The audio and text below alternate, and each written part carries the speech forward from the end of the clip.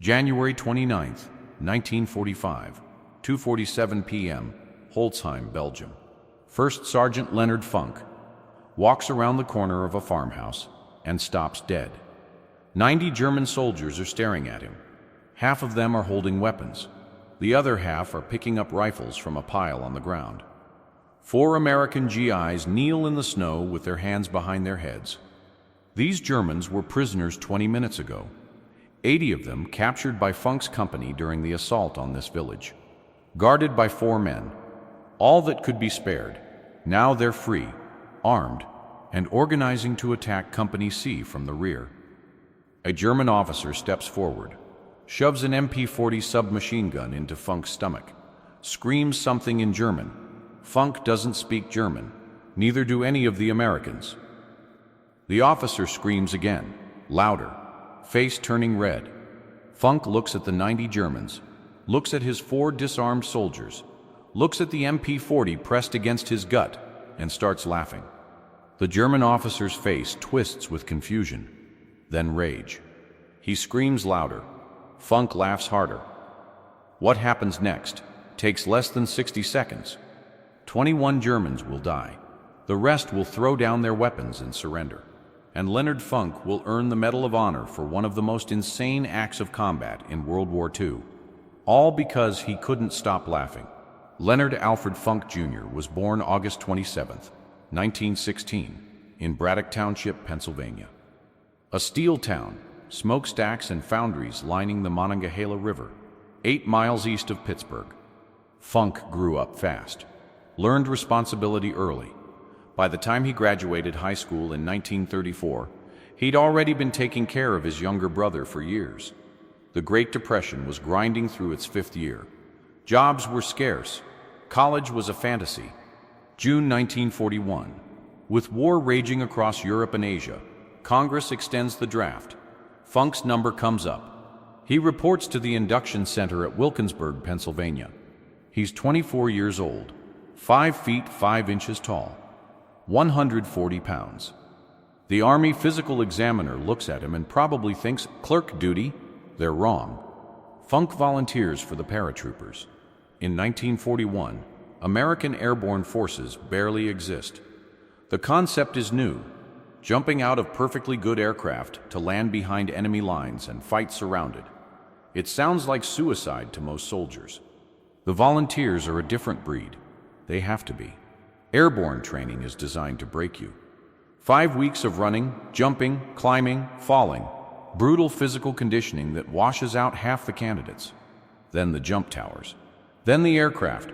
The first time you step out of a C-47 at 1,200 feet, everything in your body screams to grab the doorframe and hold on. The ground is a long way down. The wind tears at your face. Your parachute is just fabric and cord and faith. Funk earns his jump wings, gets assigned to Company C, 1st Battalion, 508th Parachute Infantry Regiment. Camp Blanding, Florida. The 508th ships to England in late 1943. They join the 82nd Airborne Division, the All-Americans, veterans of Sicily and Italy. These men have already jumped into combat. They've already killed and watched friends die. Funk is the new guy. 27 years old, ancient by paratrooper standards. Most of his squad mates are barely 20, but Funk has something they don't. Maturity, steadiness, the kind of quiet competence that makes men follow you into hell. By D-Day, he's a squad leader. By Holzheim, he'll be acting company executive officer. First, though, he has to survive Normandy. June 6th, 1944. 1:30 a.m. The C-47 Skytrain shudders as flak explodes around it. Funk is standing in the stick. The line of paratroopers waiting to jump. 60 pounds of equipment strapped to his body. M1A1 Thompson submachine gun. Ammunition, grenades, rations, medical kit. The aircraft is at 400 feet, too low for a safe jump. But the pilots can't climb. German anti-aircraft fire is everywhere. Tracers arc through the darkness like angry fireflies. The men can hear fragments pinging off the fuselage. The Normandy invasion involves 13,000 paratroopers from the 82nd and 101st Airborne Divisions. They're supposed to land behind the beaches, secure bridges and crossroads, prevent German reinforcements from reaching the coast. Nothing goes according to plan. The green light comes on. Funk jumps. The prop blast hits him like a truck. Then the chute deploys, and the world goes quiet. Below him, France, occupied France, enemy territory in every direction. The D-Day airborne operation is chaos from the first minute. German anti-aircraft fire has scattered the formations across 50 miles of French countryside. Paratroopers are landing in flooded fields and drowning under the weight of their equipment. Others come down in the middle of German camps and die before they can cut free of their harnesses. Funk lands hard. His ankle twists on impact, badly sprained, maybe fractured. The pain is immediate and intense. Every step will be agony for the next 2 weeks. But he can walk, he can fight, and that's all that matters. He gathers his chute, buries it, and starts moving. He's 40 miles from his drop zone. 40 miles of German-held territory. In the dark, alone. Within hours, he's collected a group of lost paratroopers. Men from different units, different companies, different regiments. 18 of them eventually. All of them looking for leadership. Funk gives it to them. For 10 days, Funk leads this group through German-held territory, traveling at night, hiding by day, fighting when they have to. He insists on serving as lead scout despite his injured ankle, putting himself in the most dangerous position to protect his men. They link up with Allied forces on June 17th. Every single man survives, not one casualty. 10 days behind enemy lines, 40 miles of German-occupied France, and Leonard Funk brings them all home. The Silver Star, third highest combat decoration, plus a Bronze Star for meritorious service, plus his first Purple Heart. Funk is just getting started. September 17th, 1944. Holland. Operation Market Garden. The largest airborne assault in history. 35,000 paratroopers dropping into the Netherlands to capture a series of bridges across the Rhine. British, American, Polish forces all jumping together. If it works, the Allies will be in Germany by Christmas. Field Marshal Montgomery's plan is ambitious, maybe too ambitious. The paratroopers have to capture and hold 7 bridges across 64 miles of Dutch territory. Ground forces will race up a single highway to link up with them. Everything depends on speed, on surprise, on nothing going wrong. Everything goes wrong. The British 1st Airborne Division lands at Arnhem, the furthest bridge. They're surrounded by SS Panzer divisions that weren't supposed to be there. For 9 days, they fight and die in the streets. Only 2,000 of 10,000 men make it out. The bridge too far enters military history as a cautionary tale. But Leonard Funk doesn't know about the big picture. He only knows his mission: support the landings, secure the drop zones, kill Germans. After touching down, his company secures their objective. Standard stuff. The 508th is operating near Nijmegen, helping to capture bridges that will allow ground forces to advance. Then Funk notices something that isn't part of the plan. 3 German 20mm Flak-Vierling anti-aircraft guns are firing at the incoming Allied gliders. The gliders carry reinforcements, jeeps, artillery pieces, ammunition, medical supplies. If those guns keep firing, hundreds of men will die before they even hit the ground. The gun position is dug in on high ground near Vauxhall. Approximately 20 German soldiers manning the weapons and providing security, sandbags, camouflage, interlocking fields of fire. Funk has 3 men. Standard military doctrine says you need a 3-to-1 advantage to assault a prepared position. Funk has the opposite. He's outnumbered 7-to-1. He attacks anyway. Leading from the front, Funk and his 3-man patrol assault the German position. They kill the security detachment, storm the gun emplacements, neutralize all 3 weapons and their crews. 20 Germans, 3 Americans. The guns go silent. The gliders land safely. The Distinguished Service Cross, second highest decoration for valor, one step below the Medal of Honor. Funk now has a Silver Star and a DSC, two of the rarest combat decorations in the American military. Most soldiers who earn even one are considered heroes for life. Funk still isn't done. December 16, 1944. The Germans launched their last desperate offensive. 3 armies, 400,000 men, 1,400 tanks, 1,900 artillery pieces. They crashed through the American lines in the Ardennes forest, aiming for the port of Antwerp. Hitler's plan is insane, but almost works. He's gambling everything on one massive attack. Split the Allied armies, capture Antwerp, force a negotiated peace in the west, so Germany can focus on the Soviets in the east. For the Americans, it's a nightmare. The offensive hits thinly held sectors, manned by green troops, and exhausted veterans pulled off the line to rest. Entire divisions crumble. Thousands of soldiers surrender. The German advance creates a bulge, 50 miles deep in the Allied lines. The Battle of the Bulge. The largest battle the American army will fight in World War II. 89,000 American casualties before it's over. The weather is brutal. Snow, ice, temperatures dropping to 5 degrees below zero. Men freeze to death in their foxholes. Weapons jam. Vehicles won't start. The cold is as deadly as the Germans. Then comes Malmedy, December 17, 1944. One day into the offensive, a convoy from the 285th Field Artillery Observation Battalion is moving near the Bognage crossroads when they run into the spearhead of Kampfgruppe Piper, an SS armored battle group.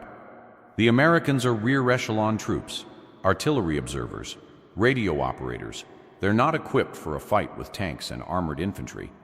After a brief engagement, 113 Americans surrender. They're herded into a farmer's field near the crossroads. Hands up, disarmed. Prisoners of war.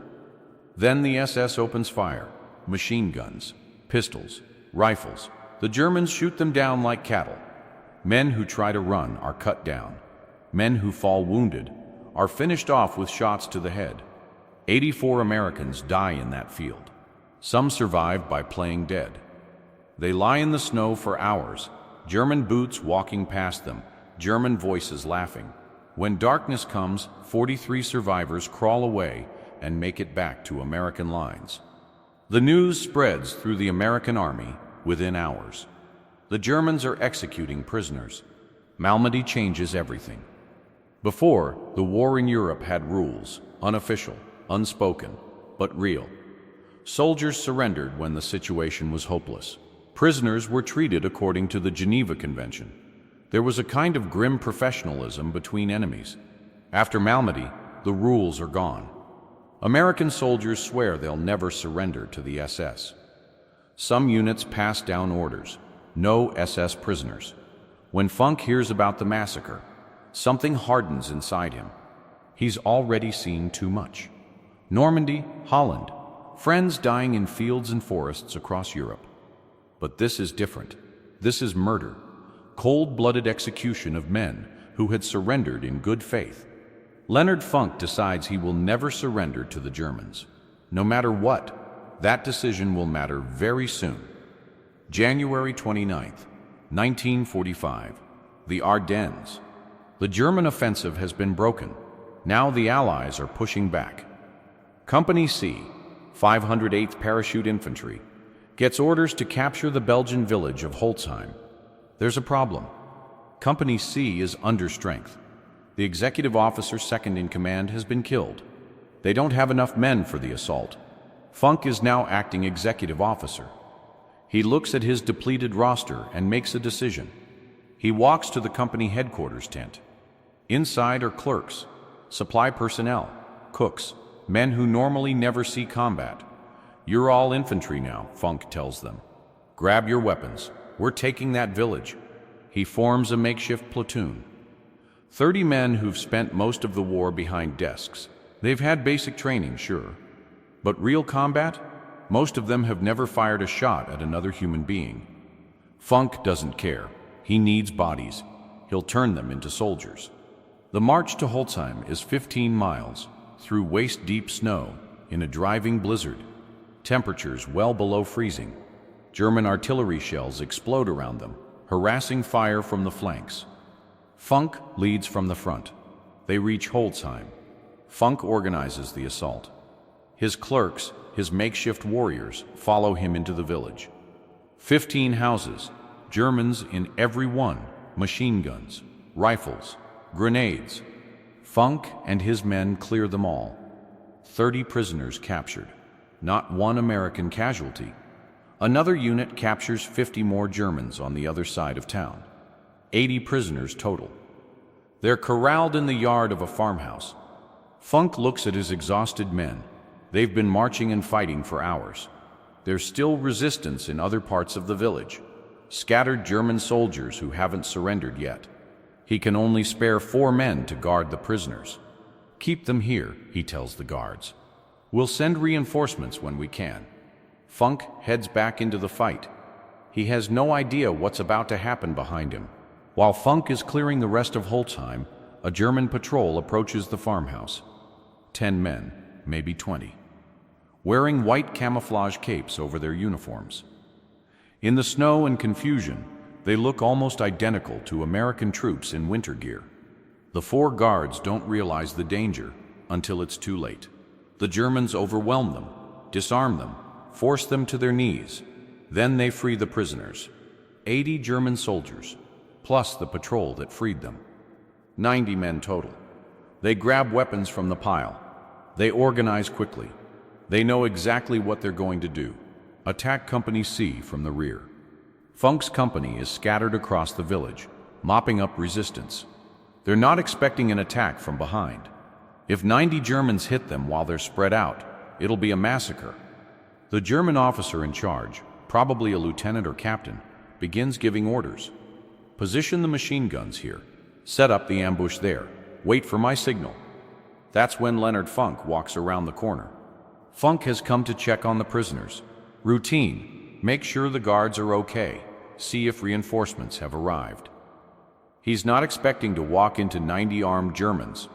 He rounds the corner of the farmhouse and freezes. The scene is surreal. His 4 guards are on their knees in the snow. The prisoners, who should be unarmed and contained, are standing everywhere, rifles in their hands, organizing for battle. The German officer spots Funk immediately. The first sergeant stripes on his sleeve, mark him as a leader, a prize. The officer strides forward, shoves his MP40 into Funk's stomach, screams a command in German. Surrender. Drop your weapon. Except Funk doesn't speak German. He has no idea what the officer is saying. The officer screams again, louder. His face is red, veins bulging in his neck. Funk looks around. 90 Germans, half of them armed. His 4 men disarmed and helpless. 1 other American soldier standing beside him, equally helpless. The mathematics of survival are 0. There is no scenario where Leonard Funk wins this fight. He's outnumbered 90 to 1. The sensible thing, the rational thing, is to surrender, but Funk remembers Malmedy. 84 Americans murdered in a field, shot like animals, left to freeze in the snow. He's already decided he'll never surrender to the Germans. So instead of complying, Leonard Funk does something inexplicable. He starts laughing. Nobody knows exactly why Funk laughed. Maybe it was a ruse, a deliberate tactic to confuse the enemy and buy time. Maybe it was stress. The human brain does strange things when faced with certain death. Maybe it was genuine amusement. The absurdity of the situation. An officer screaming in a language Funk couldn't understand, expecting compliance. Funk himself later said he tried to stop laughing, but couldn't. Something about the German screaming in German touched a nerve. Whatever the reason, the effect is devastating. The German officer screams louder. Funk laughs harder. He bends over, shoulders shaking, calls out to his men, "I don't understand what he's saying." Some of the German soldiers start laughing too. The tension is bizarre. Their officer is turning purple with rage, and this American won't stop cackling. The officer is completely thrown off. This isn't how prisoners behave. They beg, they plead, they comply. They don't stand there laughing while you shove a gun in their stomach. For a few critical seconds, the German officer doesn't know what to do. And Leonard Funk uses those seconds, still appearing to laugh. Funk slowly reaches up toward his Thompson submachine gun. It's slung over his shoulder, the standard carrying position for paratroopers. The German officer watches. This is good. The American is finally surrendering his weapon. Funk's hand closes around the grip of the Thompson. He begins to unsling it, slowly, carefully. The German relaxes slightly. He's about to have another prisoner, another trophy.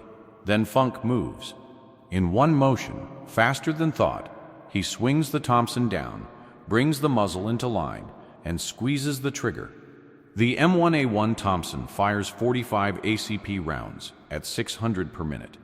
At close range, each round hits like a sledgehammer. The bullets don't just wound, they destroy. The first burst catches the German officer in the chest. 30 rounds in less than 3 seconds. The officer is dead before he hits the ground. Funk doesn't stop, can't stop. The moment he started shooting, he committed to killing everyone or dying himself. There's no middle ground. He pivots, still firing. The Thompson sprays an arc of lead across the German soldiers nearest to him. Men scream, men fall. Blood sprays across the snow. Brass casings tumble through the air, steaming in the cold. The magazine runs dry, 30 rounds gone in seconds. This is the critical moment. A Thompson takes 2 seconds to reload if you're practiced. 2 seconds is forever in a firefight. 2 seconds is enough time for 90 Germans to kill 1 American. Funk yanks the empty magazine out, slams a fresh one in, racks the bolt, and keeps shooting. The whole sequence takes less than a heartbeat. Muscle memory. Thousands of hours of training compressed into one fluid motion. At the same time, he's screaming at his men. Pick up their weapons! Pick up their weapons! The 4 guards, still on their knees, scramble for the rifles the dead Germans have dropped. Seconds ago, they were prisoners. Now they're fighting for their lives. The Germans are in chaos. Their officer is dead. The American who was laughing is now killing them. Nobody gave orders for this. Nobody knows what to do. Some of them shoot back. Bullets crack past Funk's head. 1 round kills the soldier standing beside him. Funk keeps firing, moving, killing. His guards have weapons now. They're shooting too. The Germans are caught in a crossfire they never expected. 60 seconds, that's all it takes. 21 German soldiers lie dead in the snow. 24 more are wounded. The rest, more than 40, have thrown down their weapons and raised their hands. The prisoners are prisoners again. Leonard Funk stands in the middle of the carnage, smoke rising from his Thompson, surrounded by bodies. That, he says to his men, was the stupidest fucking thing I've ever seen. The aftermath is almost anticlimactic. Company C secures Holzheim. The captured Germans, the survivors anyway, are marched to the rear under much heavier guard this time. Funk reports the incident to his commanding officer. Just another firefight. Just another day in the war. But the story spreads. Through the regiment, through the division, through the entire 82nd Airborne. The sergeant who laughed at 90 Germans and killed half of them with a Tommy gun. When the Medal of Honor recommendation reaches Washington, nobody questions it. What Funk did at Holzheim is beyond dispute. Outnumbered 90-1. Enemy weapon in his gut, and instead of surrendering, he attacked. The official citation reads, he was ordered to surrender by a German officer who pushed a machine pistol into his stomach. Although overwhelmingly outnumbered and facing almost certain death, First Sergeant Funk, pretending to comply with the order, began slowly to unsling his submachine gun from his shoulder, and then, with lightning motion, brought the muzzle into line and riddled the German officer. He turned upon the other Germans, firing and shouting to the other Americans to seize the enemy's weapons. September 5th, 1945. The White House. President Harry Truman places the Medal of Honor around Leonard Funk's neck. "I would rather have this medal," Truman says, "than be President of the United States." Let's count what Leonard Funk earned during World War II. Medal of Honor for Holzheim. Distinguished Service Cross for the anti-aircraft guns in Holland. Silver Star for leading 18 men through 40 miles of enemy territory in Normandy. Bronze Star for meritorious service. Purple Heart, 3 of them. He was wounded 3 separate times and kept fighting. Plus the Croix de Guerre from France. The Order of Leopold from Belgium. The Military Order of William from the Netherlands, their equivalent of the Victoria Cross. Leonard Funk is the most decorated paratrooper of World War II. 5 feet 5 inches tall, 140 pounds. A former store clerk who became a legend. The war ends. Funk goes home. He doesn't write a book, doesn't do the lecture circuit, doesn't turn his Medal of Honor into a speaking career or a political platform. He doesn't cash in on his fame. He goes back to Pennsylvania and gets a job with the Veterans Administration, the VA, the massive bureaucracy responsible for taking care of America's former soldiers, helping other veterans navigate the paperwork, processing disability claims, cutting through red tape for men who'd given everything and now needed help getting what they were owed. The same kind of clerk work he did before the war. The same quiet, unglamorous, necessary work. For 27 years, Leonard Funk sits at a desk and helps veterans. He rises through the ranks, becomes division chief of the Pittsburgh Regional Office. Good salary, steady hours, a pension waiting at the end. His wife Gertrude sticks with him through all of it. They have 2 daughters. They live in McKeesport, Pennsylvania, a working-class neighborhood in a working-class town, not far from where he grew up. The Medal of Honor hangs in a case somewhere. The Distinguished Service Cross, the Silver Star, all the foreign decorations from France and Belgium and the Netherlands. He never talks about them. When people ask about Holzheim, about the laughing, about the 90 Germans, he shrugs it off. Did what I had to do. That's it. That's all he ever says. November 20th, 1992. Braddock Hills, Pennsylvania. Leonard Alfred Funk Jr. dies of cancer. He's 76 years old. They bury him at Arlington National Cemetery. Section 35, grave 2373-4. Among the heroes of every American war. At the time of his death, he's the last surviving Medal of Honor recipient from the 82nd Airborne Division in World War II. A fitness center at Fort Bragg, now Fort Liberty, is named after him. A highway in Pennsylvania bears his name. A post office in McKeesport was dedicated to him in 2023. But most people have never heard of Leonard Funk. They know Audie Murphy. They know Alvin York, the famous Medal of Honor recipients. They don't know the short, quiet paratrooper who laughed at 90 Germans and killed 21 of them with a Tommy gun. Here's what the story of Leonard Funk tells us. War doesn't favor the big. It doesn't favor the strong. It doesn't favor the reckless or the fearless. War favors the ones who keep thinking when everyone else has stopped. At Holzheim, Leonard Funk had every reason to surrender. The math was impossible. 90 against 1. A gun in his stomach. His men already captured. Any rational person would have given up. But Funk wasn't thinking about the math. He was thinking about Malmedy, about 84 Americans murdered in a field, about what the Germans did to prisoners.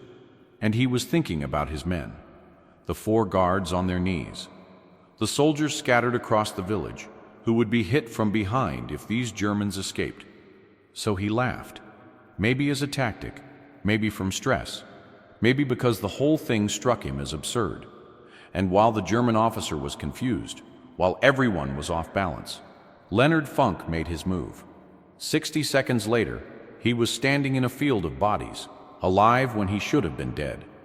There's a quote often attributed to President Truman about the Medal of Honor. "I would rather have this medal than be President of the United States." He said it to Leonard Funk. September 5th, 1945. The White House Rose Garden. Think about that.